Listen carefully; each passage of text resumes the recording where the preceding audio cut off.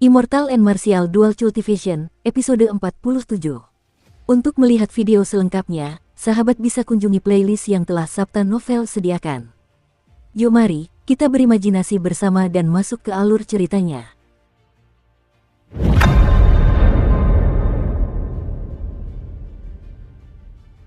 Bagaimana mungkin dia bisa sampai ke tahap Martial Grandmaster? Dia terjebak di formasi kecil ketujuh. Akhirnya, ayahnya harus menyelamatkannya. Masalah ini langsung menarik perhatian Xiao Chen. Ia pun buru-buru bertanya, lalu apa yang terjadi? Mengenai kejadian setelahnya, pemiliknya juga tidak yakin. Ia berkata, selebihnya, saya hanya mendengar dari orang lain. Sepertinya Leng Tianyu melakukan suatu pelanggaran, dan ayahnya ingin memenjarakannya. Akhirnya, ia melumpuhkan kultivasinya sendiri dan berinisiatif memasuki penjara pedang Paviliun Saber Surgawi. Mendengar kabar ini, Xiao Chen menghela napas lega. Meskipun ia tidak tahu mengapa Leng Tianyu mengurung diri di penjara sabar, ia sudah cukup bersyukur tidak harus melihatnya di sini. Sambil memegang Lunar Shader Saber, Xiao Chen menuju kota sabar. Tak lama kemudian, ia tiba di gerbang kota dan membayar biaya masuk. Cara pembayarannya mengejutkan Xiao Chen. Jumlah yang harus dibayarkan ditentukan oleh berat pedang yang dibawa oleh seorang kultivator. Berapapun jumlah pedang yang Anda miliki, berapapun pangkat dan nilainya, seberat apapun pedang tersebut, Anda tetap membayar sesuai jumlah tersebut. Berat pedangnya 85 jin dan sarungnya 70 jin.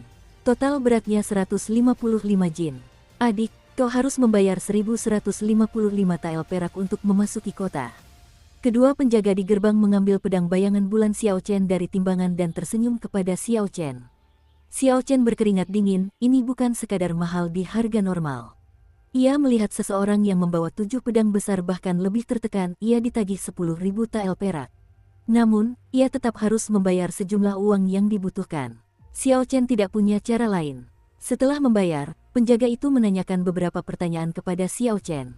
Setelah mereka mencatat tempat lahir, nama, dan usianya, mereka menyerahkan formulir dan berkata, pergi ke samping untuk membuat token identitas. Nanti, kamu bisa menggunakan token identitas itu untuk memasuki kota sabar. Tidak perlu membayar biaya masuk lagi. Xiao Chen tersenyum tipis dan berkata, untung saja biayanya tidak selalu dibebankan. Kalau tidak, berapapun uangku, aku pasti akan kehabisan. Membuat token identitas ternyata lebih mudah. Setelah menyerahkan formulir dan menunggu setengah jam, ia menerima sebuah token kayu. Token itu berukiran informasi Xiao Chen. Di sisi lain, terdapat puncak gunung dan sebuah pedang terukir di atasnya. Mengikat token kayu di pinggangnya, Xiao Chen akhirnya memasuki kota sabar yang terkenal. Para kultivator yang membawa sabar memenuhi jalan-jalan besar. Ada arena yang terletak setiap beberapa ratus meter. Setiap arena dipenuhi orang, sangat ramai. Suasananya benar-benar menunjukkan semangat kompetisi yang luar biasa. Selain semua orang adalah pengguna pedang dan arena, kota pedang tidak berbeda dengan kota-kota lainnya. Xiao Chen bertanya-tanya tentang kediaman tuan kota. Setelah mendapatkan informasi itu, ia segera menuju ke sana. Paviliun Saber Surgawi menunjuk penguasa kota Saber. Ia adalah orang yang mengelola seluruh sekte luar Paviliun Saber Surgawi. Kedudukan penguasa kota di sekte tersebut tidak lebih rendah dari para master puncak, ia bahkan memiliki tempat di antara para tetua. Sesampainya di gerbang kediaman tuan kota, Xiao Chen menyerahkan surat rekomendasi yang diberikan Feng Feixue kepada para penjaga. Surat rekomendasi berwarna merah itu memiliki stempel dan lambang klan Feng. Feng Feixue bahkan menandatanganinya sendiri. Para penjaga memiliki wawasan yang sangat baik, mereka dapat dengan cepat mengenali keaslian surat rekomendasi tersebut. Mereka meminta Xiao Chen untuk menunggu sebentar sementara salah satu petugas pergi melaporkan masalah tersebut. Tak lama kemudian, orang itu segera berlari menghampiri. Ia tersenyum meminta maaf, saudaraku, tuan kota sedang bertemu dengan tamu penting. Anda mungkin harus menunggu sebentar. Silakan ikuti saya ke aula sekunder untuk beristirahat. Penjaga kediaman tuan kota tampak ramah. Xiao Chen tidak menganggapnya penting. Ia tersenyum tipis dan mengikuti penjaga itu ke dalam kediaman tuan kota dengan ekspresi santai. Setelah mereka melewati beberapa halaman dan taman, ia membawa Xiao Chen ke aula sekunder. Penjaga itu pamit dan meninggalkan Xiao Chen sendirian. Xiao Chen akhirnya menunggu lama. Di ruang resepsi kediaman tuan kota pedang Ge Yunbin duduk di kursi kayu. Seorang lelaki tua berdiri di sampingnya, dipisahkan oleh meja teh. Ia tampak tidak senang ketika melihat surat rekomendasi Xiao Chen. Di belakang mereka berdua berdiri seorang pemuda berusia 16 atau 17 tahun. Ia membawa pedang di belakang punggungnya. Wajahnya tampak tak sedap dipandang, dan ada kilatan niat jahat di matanya. Pak tua itu meletakkan surat rekomendasi di atas meja dan berkata kepada Ge Yunbin dengan nada cemberut, "Kakek, bukankah kita sudah menyelesaikan masalah ini seminggu yang lalu? Kenapa kau tiba-tiba berubah pikiran?" Ge Yunbin tersenyum tipis, "Pak tua Zhang, tolong jangan mempersulit saya. Tidakkah Anda lihat siapa yang menulis surat rekomendasi itu? Nona Feng bahkan menandatanganinya sendiri. Saya tidak punya banyak pilihan. Paviliun Pedang Surgawi telah bekerja sama dengan klan Feng selama ratusan tahun. Mereka menyediakan semua bahan untuk semua senjata roh dan zirah perang. Yang terpenting adalah pengelolaan batu roh yang diproduksi oleh Paviliun Pedang Surgawi. Klan Feng berhak merekomendasikan seseorang.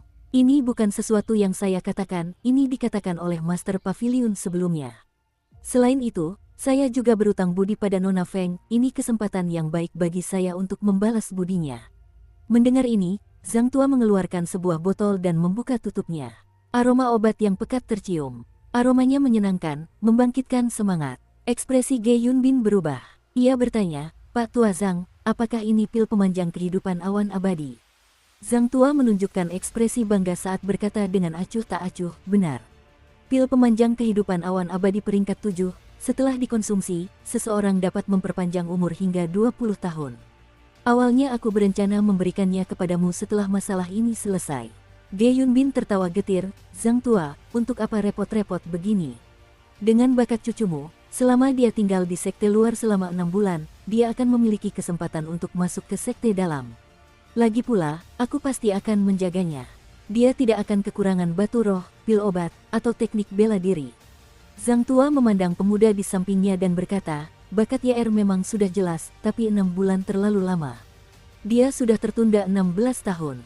Aku tidak ingin dia tertunda lebih lama lagi." Ge Yunbin bangkit dan mondar-mandir di aula resepsi.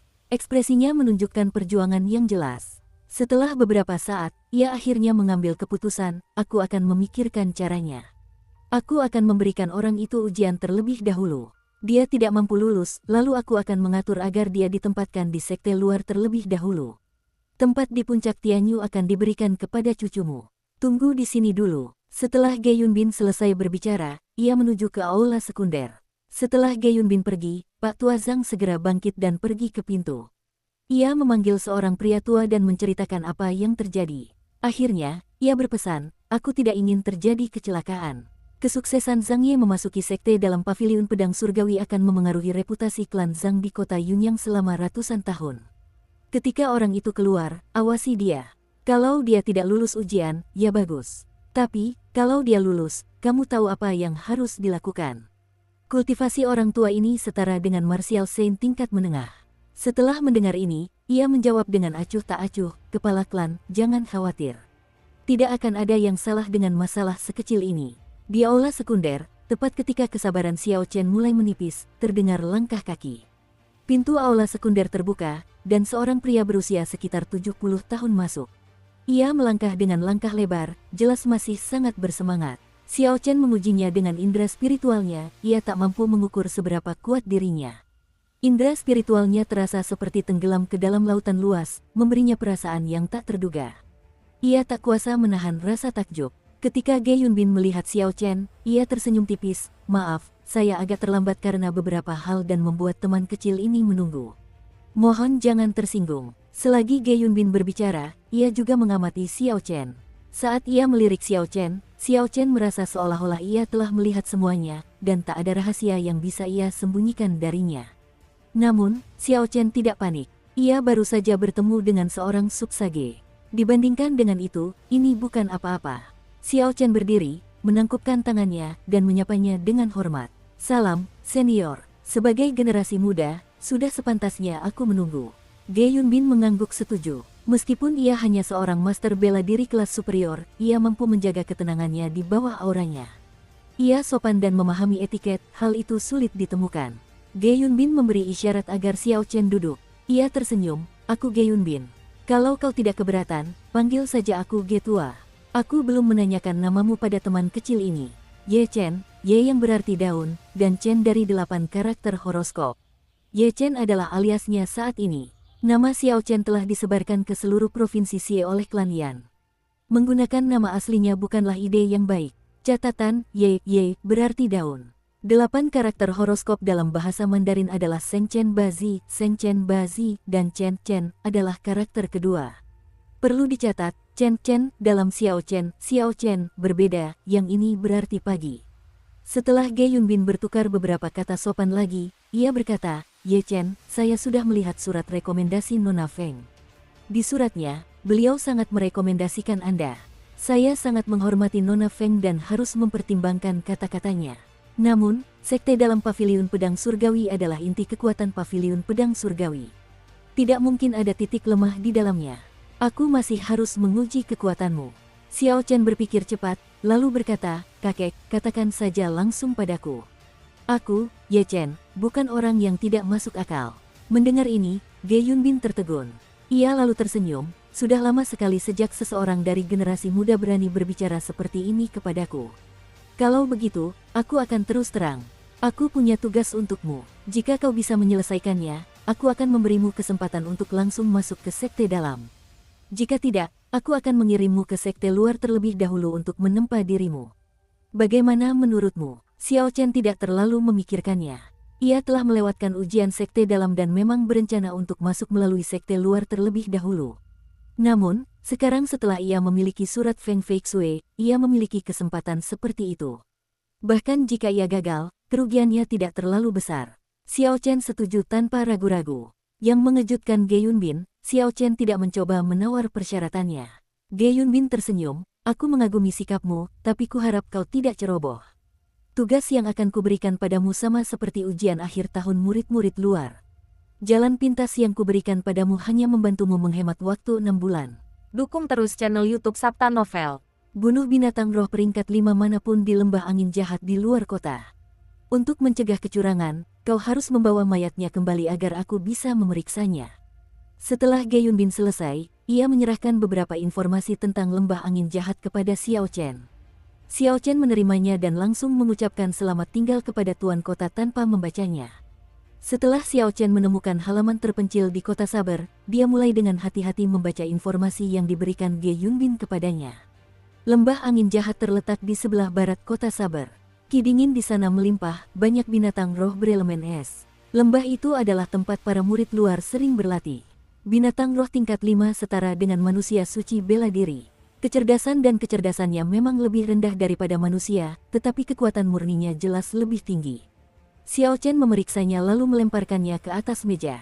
Informasi di dalamnya sangat sedikit, hampir tidak membantu sama sekali. Dengan kultivasi Xiao Chen sebagai master bela diri tingkat tinggi, tidak hanya sulit baginya untuk membunuh binatang roh tingkat 5, hampir tidak ada peluang untuk berhasil. Apakah persyaratan Paviliun Pedang Surgawi begitu tinggi? Xiao Chen bertanya pada dirinya sendiri, merasa curiga. Ia sedikit mengernyit, jika ia benar-benar mencoba menyelesaikan misi ini, peluangnya untuk bertahan hidup mungkin bahkan tidak 10%. Xiao Chen mendesah dan perlahan menarik lunar Shadow Saber dari sarungnya. Kilatan dingin memancar pada bilah hitam itu. Bilah tajam itu mampu memotong rambut yang tersangkut di atasnya. Xiao Chen membelai bilah itu dengan lembut, sementara sosok cantik muncul di benaknya, memikirkan semua yang telah dilakukan wanita itu untuknya. Tak lama kemudian, tatapannya tampak tegas. Ia bergumam pada dirinya sendiri, apapun alasanmu menyegel dirimu, aku akan berusaha sekuat tenaga untuk membangunkanmu. Aku takkan pernah membuatmu menangis, bahkan dengan mengorbankan nyawaku. Ini janji. Sejak ia memegang pedang bayangan bulan dan menerima warisan Kaisar Guntur, ini adalah janji yang harus ia tepati. Kakak, Xiao Chen mengembalikan pedang bayangan bulan ke sarungnya. Ia lalu mengambil tangan perebut naga yang diperolehnya dari Yan Qianyun dari cincin semesta dan mulai membacanya. Ini adalah teknik bela diri tingkat bumi yang mengharuskan seseorang memiliki roh bela diri warisan tertentu, mirip dengan tebasan penakluk naga milik Xiao Chen. Namun, Xiao Chen memiliki formula pengubah karakter dari asal-usul petapa pertempuran. Ketiadaan roh bela diri khusus ini tidak menghalanginya untuk menggunakannya. Dalam situasi di mana seseorang tidak bisa menggunakan teknik bela diri tingkat surga, teknik bela diri tingkat bumi adalah teknik bela diri terkuat. Terlebih lagi, teknik bela diri yang diwariskan dari klan bangsawan garis keturunan bawaan jauh lebih kuat. Tangan penakluk naga ini jauh lebih kuat daripada teknik bela diri kuno yang diperoleh Xiao Chen di reruntuhan kuno. Xiao Chen membaca dengan saksama selama setengah malam, memahaminya. Puci, tiba-tiba, ia bergerak. Formula pengubah karakter dan tangan perebut naga mulai berputar bersamaan. Xiao Chen berteriak dan melancarkan serangan telapak tangan ke depan. Sebuah tangan hitam raksasa muncul dan menghancurkan meja batu di halaman hingga berkeping-keping. Serpihan batu berubah menjadi pecahan peluru, beterbangan kemana-mana. Xiao Chen menarik tangannya kembali, memperlihatkan senyum tipis. Setelah mendapatkan buku panduan teknik bela diri, jauh lebih mudah menggunakan asal-usul pertempuran Sage untuk melancarkan serangan. Xiao Chen melanjutkan pengujian di halaman belakang. Selain tangan penakluk naga, ia juga menggunakan formula perubahan karakter asal-usul petapa pertempuran untuk meniru ilmu pedang astral Ji Changkong, roh bela diri warisan Duan Muking, dan kematian berdarah di bawah langit milik Hua Yunfei. Akhirnya, setelah mencoba beberapa kali, ia menyadari bahwa ia mampu mengeksekusinya. Namun, kelelahan esens sangat hebat, tidak mudah untuk dieksekusi. Sedangkan untuk tangan pencengkeram naga, karena ia memiliki buku panduan teknik bela diri dan memahami cara penggunaannya, ia membutuhkan lebih sedikit esensi untuk menjalankannya. Hanya dalam situasi seperti itu, teknik bela diri akan layak digunakan. Setelah menghabiskan esensinya, Xiao Chen tidak memasuki kondisi kultivasi untuk menyerap energi roh. Ia mengeluarkan batu roh kelas rendah dan menyerapnya sepenuhnya. Esensinya segera pulih ke kondisi puncak. Setelah Xiao Chen menyerap sepenuhnya energi dari batu roh, genangan air di dantiannya tampak bertambah besar. Ini merupakan kejutan baginya. Xiao Chen tersenyum tipis, pantas saja semua orang menyukai batu roh. Benda-benda ini sangat berguna untuk kultivasi. Lagi pula, tidak ada efek samping. Kedepannya, aku harus menyerapnya setiap hari. Aku tidak boleh membiarkannya begitu saja. Hanya Xiao Chen yang bisa mengucapkan kata-kata seperti ini tanpa merasa sakit hati. Bahkan murid-murid klan bangsawan pun tidak berani bersikap semewah itu. Setelah Xiao Chen menyelesaikan pemulihan esensinya, ia mulai berlatih tangan penangkap naga. Ketika esensinya habis, Xiao Chen akan menggunakan batu roh untuk memulihkan esensinya, tidak ada yang terbuang sama sekali. Setelah sekian lama, Xiao Chen mengeksekusi tangan penangkap naga ratusan kali, tanpa sengaja ia menemukan beberapa trik kecil dari teknik bela diri. Ketika tangan besar itu menyerang lawan, ia bisa membuatnya membentuk gestur yang tepat. Dengan begitu, kekuatannya akan lebih dahsyat. Setelah menemukan triknya, Xiao Chen sangat bersemangat. Ia berlatih tangan pencengkeram naga dari siang hingga malam, hingga ia merasa rileks dan dengan mahir mengubah tangan pencengkeram naga menjadi kepalan tangan. Dia sudah mencapai level seperti itu hanya dalam 1 hari. Selain memiliki formula perubahan karakter, alasan utama dia bisa melakukannya adalah tumpukan batu roh yang menipis di tanah. Batu roh yang ingin digunakan Yan Qianyun selama 6 bulan telah dikonsumsi Xiao Chen dalam sehari. Ekspresi seperti apa yang akan ditunjukkan Yan Qianyun di dunia bawah jika dia tahu? Matahari pagi terbit dari timur, Xiao Chen terbangun dari tidur nyenyaknya. Setelah mandi, Xiao Chen mengeluarkan tanduk Raja Singa Emas Muda dan mulai mengukirnya. Saat menantang binatang roh dengan kekuatan seorang martial saint, Xiao Chen tak berani gegabah. Ia memikirkannya dan memutuskan untuk membuat patung Raja Singa Emas. Tanpa Ki Naga Yue Ying, patung Putri Ying Yue tidak akan sekuat ini. Namun, karena tanduk Raja Singa Emas berasal dari Raja Singa Emas, mengendalikannya akan lebih mudah. Kali ini, Xiao Chen tidak mengukirnya terburu-buru, melainkan mengukir sambil berjalan. Ia sangat teliti dalam mengukir, setiap helai rambut dan setiap detailnya terlihat jelas. Setelah beberapa saat, ia mengukir patung Raja Singa Emas yang tampak realistis. Xiao Chen tersenyum sambil menyimpannya di cincin semesta. Kemudian, ia mengeluarkan botol tinta dan menuangkan darah binatang suci emas ke dalamnya. Setelah itu, ia mengiris tangannya dan membiarkan darah esensinya bercampur dengan darah binatang suci emas. Xiao Chen kembali menggambar jimat. Dalam situasi di mana tingkat kultivasinya tidak tinggi, jika ia ingin meningkatkan kekuatan jimat, ia hanya perlu meningkatkan kualitas materialnya. Raja Singa Emas memiliki garis keturunan binatang suci emas kuno. Darahnya jauh lebih kuat daripada darah binatang roh biasa. Saat menggunakannya untuk menarik jimat, kekuatannya akan meningkat setidaknya setengahnya. Setelah darah binatang suci emas tercampur sempurna dengan darah esensinya, Xiao Chen mengeluarkan kuas dan kertas. Ia fokus dan mulai menggambar, goresan demi goresan. Ada cahaya keemasan di ujung kuas. Xiao Chen menggambar dengan sangat lambat, tetapi gerakannya terus-menerus. Gerakannya tampak sangat alami, tampak sempurna. Ketika akhirnya ia menyelesaikannya, ia melakukannya dalam satu tarikan napas, ia berhasil menyelesaikan sebuah jimat atribut petir peringkat 3. Xiao Chen menyeka keringat di dahinya sambil bernapas. Menggambar jimat adalah hal yang paling melelahkan. Ia harus benar-benar fokus dan tidak boleh terburu-buru. Jika ada kesalahan sekecil apapun, semua pekerjaan akan sia-sia. Terlebih lagi, ia menghabiskan banyak esensi. Xiao Chen beristirahat sejenak sebelum melanjutkan menggambar jimat. Ia menggambar total sekitar 20 jimat. Ia cukup sial menjelang akhir dan gagal dalam banyak jimat, tingkat keberhasilannya hanya sekitar 50%. Setelah Xiao Chen benar-benar menghabiskan esensinya, ia mengeluarkan batu roh kelas rendah dan menggunakannya. Setelah beberapa saat, esensinya terisi kembali sepenuhnya. Kolam air jernih di dantiannya kembali membesar. Xiao Chen sudah mencapai puncak master bela diri kelas superior. Selama Xiao Chen mau, ia bisa naik ke Grand Master bela diri kapan saja. Inilah keajaiban batu roh. Setelah mempersiapkan segalanya, Xiao Chen segera pergi ke luar kota. Ia mengambil token identitas kayu dan menunjukkannya kepada penjaga, membiarkannya lewat tanpa halangan. Lembah angin jahat adalah tempat yang sangat cocok bagi para murid sekte luar untuk berlatih. Letaknya dekat pintu masuk barat kota. Banyak murid sekte luar berkumpul di sana, membentuk kelompok. Bahkan ada beberapa orang yang mengundang Xiao Chen untuk bergabung. Xiao Chen tersenyum tipis saat menolak mereka, tugasnya hanya bisa diselesaikan sendirian. Jika ada luka dari orang lain pada mayat binatang roh itu, dia akan dianggap gagal dalam tugasnya. Ada banyak orang yang pergi ke lembah angin jahat. Xiao Chen dengan santai memilih satu kelompok dan mengikutinya dari belakang, ia sama sekali tidak khawatir tersesat. Kecepatan rombongan sangat cepat, mereka tiba di lembah angin jahat dalam 1 jam. Xiao Chen terkejut, bagian luar lembah angin jahat berbeda dari yang dibayangkannya. Bagian luar ini benar-benar tampak seperti pasar. Ada banyak orang yang berjualan di kedua sisi. Tanah ditutupi kain berisi berbagai macam herbal, inti roh, atau bagian-bagian binatang roh yang dijual. Di sana, semua orang mengenakan seragam luar murid pavilion saber surgawi. Sesekali, ada pedagang yang datang untuk menawar harga. Suasananya sangat ramai dan berisik. Menjual peta lembah angin jahat terlengkap. Distribusi binatang roh dan herbal tertera di peta. Harga terendah di pasaran, pastinya harga terendah. Teriakan keras menarik perhatian Xiao Chen. Peta lembah angin jahat itu adalah sesuatu yang sangat dibutuhkan Xiao Chen.